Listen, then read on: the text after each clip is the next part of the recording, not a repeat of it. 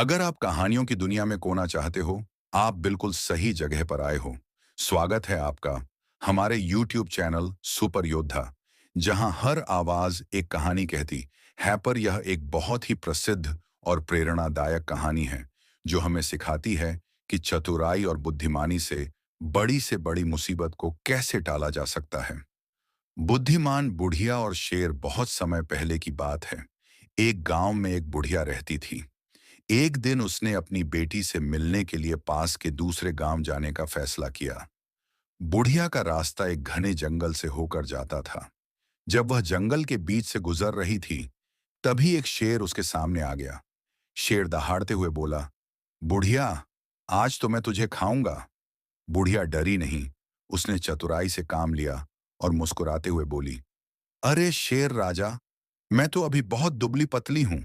मेरी बेटी के घर जा रही हूं। वहां खूब हलवा पूरी खाऊंगी और मोटी होकर वापस आऊंगी।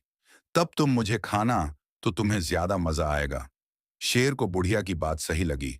उसने कहा, ठीक है, जब तुम वापस आओगी तब मैं तुम्हें खाऊंगा। बेटी का घर और वापसी की योजना। बुढ़िया अपनी बेटी के घर पहुंच गई। वहां उसने खूब खाया पिया और कुछ दिन आराम किया। जब वापस जाने का समय आया, तो उसे शेर की याद आई। उसने अपनी बेटी को सब बताया। बेटी ने एक उपाय निकाला। उसने एक बड़ा सा कद्दू, ढोलक जैसा लिया और उसे अंदर से खोखला कर दिया। उसने बुढ़िया को उसके अंदर बिठा दिया और जंगल के रास्ते पर लुढ़का दिया। जंगल का सामना जैसे ही वह कद्दू लुढ़कता हुआ जंगल में पहुंचा, उसे वहीं शेर मिला।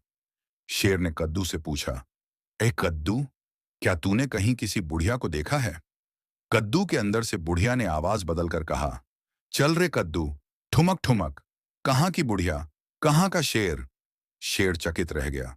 उसे लगा कि यह तो कोई बोलने वाला जादुई कद्दू है। कद्दू तेजी से लुढ़कता रहा और शेर उसके पीछे पीछे भागता रहा। बुढ़िया ने फिर से वही गाना गाया। शेर 100 उलझन में पड़ गया और कद्दू को पकड़ नहीं पाया।